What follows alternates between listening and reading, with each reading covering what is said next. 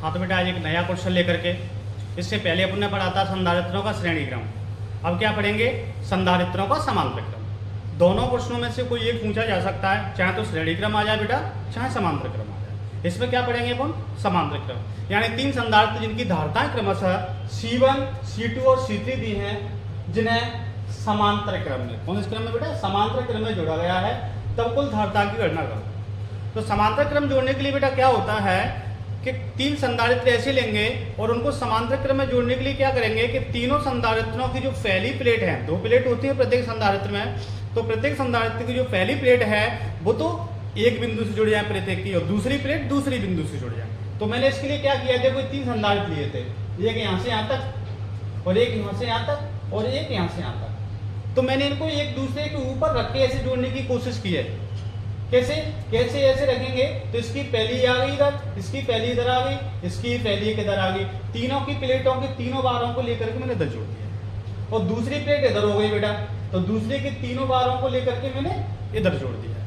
ठीक है, तीन संधारित्र लिए थे, ये C1, ये C2, ये C3 धारता है इनकी। ओके, तो मैंने क्या किया है समांतर के लिए कि इसकी देखो ये संधारित्र, इसकी पहली प्लेट है, ये दूसरी प्लेट है, इस संधारित्र की दूसरी की पहली प्लेट है, ये दूसरी प्लेट है, ये तीसरे संधारित्र की पहली प्लेट है, ये दूसरी प्लेट है। तो संधारित्रों को समांतर क्रम में जोड़ने के लिए करते क्या बेटा, ध्यान देना कि प्रत्येक संधारित्र की पहली प्लेटों को तो एक तरफ अंटे मार दो और दूसरी प्लेटों को एक तरफ, यानी सभी की पहली प्लेट एक तरफ जुड़नी चाहिए और दूसरी प्लेट एक तरफ। तो मैंने क्या किया, इस प्रकार से रख के इसकी पहली का एक तार ले लिया, इसका भी तार ले लिया, इसका भी तार, तीनों को बिंदु ए से मैंने जोड़ दिया। ऐसी दूसरे को, इसका दूसरी प्लेट, इसकी दूसरी, इसकी दूसरी, ऐसी दूसरे को इस बिंदु से बी से जोड़ दिया। तो इसकी भाषा क्या बनाएंगे बेटा कि संधारित्रों को समांतर क्रम में जोड़ने के लिए प्रत्येक संधारित्र की पहली प्लेट को बिंदु ए से और दूसरी प्लेट को बिंदु बी से जोड़ देते हैं। देखना बेटा, कोई डाउट तो नहीं है? प्रत्येक संधारित्र की पहली प्लेटों को बिंदु ए से और दूसरी प्लेटों को बिंदु बी से जोड़ देते हैं तथा अंत में प्लेट बी का संबंध प्रति बी से कर देते हैं, जिससे प्रत्येक संधारित्र में उनकी धारताओं के सापेक्ष आवेश पहुंच जाते हैं। प्रत्येक संधारित्र में कई के सापेक्ष, धारताओं के सापेक्ष। कैसे कि C1 पर Q1, C2 पर Q2 और C3 पे Q3 विभवांतर उत्पन्न हो जाता है, सॉरी आवेश उत्पन्न हो जाता है। ध्यान रखना, मैं क्या बताना चाह रहा हूं कि जब समांतर क्रम होगा तो भिन्न भिन्न आवेश उत्पन्न होगा, और श्रेणी क्रम होगा तो भिन्न भिन्न विभवांतर उत्पन्न होगा। उल्टी में भी आ सकता है कि तीन संधारित्रों को समांतर क्रम में जोड़ा गया है, तब भिन्न भिन्न होता है, नंबर 1 आवेश, नंबर 2 विभवांतर, ऐसे कुछ भी देके आ सकता है। तो भिन्न भिन्न क्या होता है बेटा? आवेश। और श्रेणी क्रम में भिन्न भिन्न क्या होता है? विभव। ध्यान रखना। एक बार इसकी भाषा फिर से देखो बेटा, संधारित्रों को समांतर क्रम में जोड़ने के लिए प्रत्येक संधारित्र की पहली प्लेटों को बिंदु ए से और दूसरी प्लेटों को बिंदु बी से जोड़ दिया जाता है। अब बिंदु बी को संबंध प्रति बी से कर दिया जाता है, जिससे प्रत्येक संधारित्र पर उनकी धारताओं के सापेक्ष आवेश पहुंच जाते हैं। धारताओं के सापेक्ष कैसे बेटा? C1 पर Q1, C2 पर Q2 और C3 पे Q3। ये मैंने इसमें लिखा है, देखो इधर। संधारित्रों को समांतर क्रम में जोड़ने के लिए प्रत्येक संधारित्र की पहली प्लेट को बिंदु ए से तथा दूसरी प्लेटों को बिंदु बी से जोड़ दिया जाता है। अब प्लेट बी का संबंध प्रति बी से कर दिया जाता है, जिससे प्रत्येक संधारित्र में उनकी धारताओं के सापेक्ष आवेश पहुंच जाते हैं। तो अपन में भिन्न भिन्न क्या है? इसमें आवेश है बेटा, तो आवेश को जोड़ेंगे। श्रेणी क्रम में भिन्न भिन्न क्या था? विभवांतर, तो उसमें कुल विभवांतर निकाला था। इसमें भिन्न भिन्न क्या है? आवेश।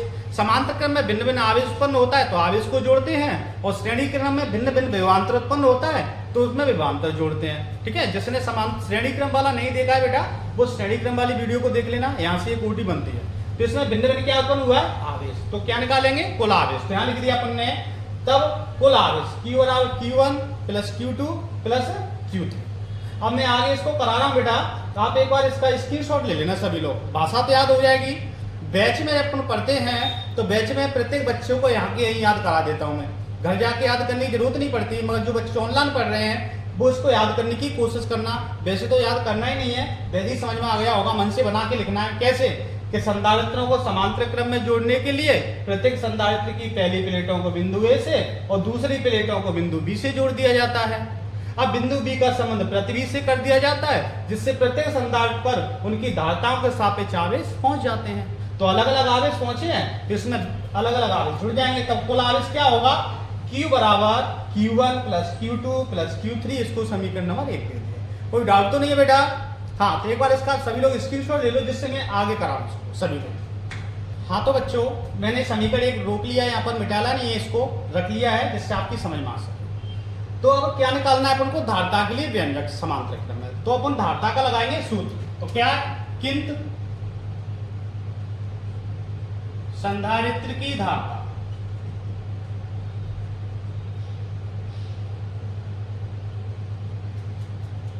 बेटा, धारता का सूत्र क्या होता है? C बराबर Q बटे V होता है, सभी को याद है। ओके, तो अपन को यहाँ मान कहेगा लौटाना है, Q का लौटाना है बेटा। तो Q बराबर निकाल लो इसको। कैसे निकालेंगे? इसके बटे में 1 मान लो, Q से 1 से गुणा करेंगे तो Q हो जाएगा, और जो हो जाएगा C से B से CV। तो इसको अपन समीकरण दे देंगे बेटा 2। कौन सा समीकरण दे देंगे बेटा? 2। ये समझ में आया कैसे आया? ये धारता का फॉर्मूला है। अपन को मान Q के वापस करने हैं तो वैल्यू Q बराबर निकाल। अब तीनों के सिरों पर आवेश निकालेंगे। क्या करेंगे बेटा? तीनों के सिरों पर क्या निकालेंगे? आवेश। कैसे? C1, C2 और C3 धारता वाले संधारित्रों के सिरों पर आवेश, सिरों पर क्या निकालेंगे बेटा? आवेश। क्या? इसी को 3 बार लिख लो। Q बराबर क्या लिखा है बेटा? CV। Q बराबर CV। 3 बार क्यों लिख रहे हैं मैं भी बता रहा हूं। Q बराबर CV और Q बराबर CV। कितनी बार लिख लिए बेटा?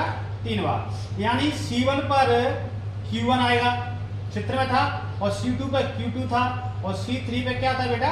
Q3। ओके, बिल्कुल सिंपल है। इनको समीकरण दे दो। ये दूसरा है तो फिर ये कौन सा बनेगा बेटा? तीसरा। और ये कौन सा बनेगा? चौथा। और ये कौन सा बनेगा बेटा? पांचवा। अब समीकरण 1 में मान रख देंगे हम। कौन से समीकरण में? समीकरण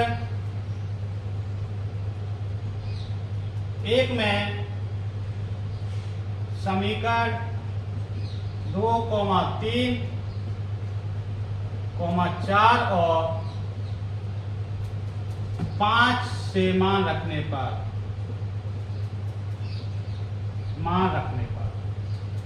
तो मान रखेंगे। समीकरण 1 क्या था बेटा? देखना, Q बराबर Q1, Q2, Q3।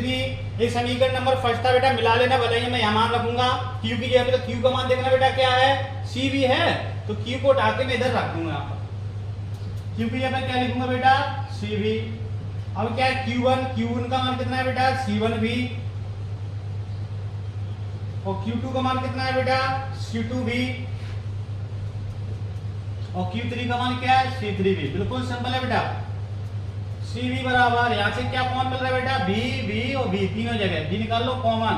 यहाँ बच जाएगा C1, यहाँ C2, यहाँ C3। B से B कट गया तो क्या आ गया बेटा? C बराबर C1, C2, C3। यानी बेटा यही अभिष्ट व्यंजक है, याद रखना।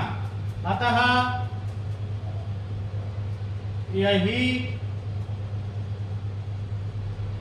अभिष्ट व्यंजक है। तो बेटा ये हो गया अपना संधारित्रों का समांतर क्रम। बहुत ही इजी तरीके से आप इसको लगा लो। श्रेणी और समांतर में से मेरा मानना है कि इंसान 1 बनना है 3 नंबर में 100%। इसीलिए आप इसको अच्छे से लगा लो। बहुत सिंपल तरीके से मैंने कराया है। अगर एक बार लगा लेंगे तो आप भूलेंगे।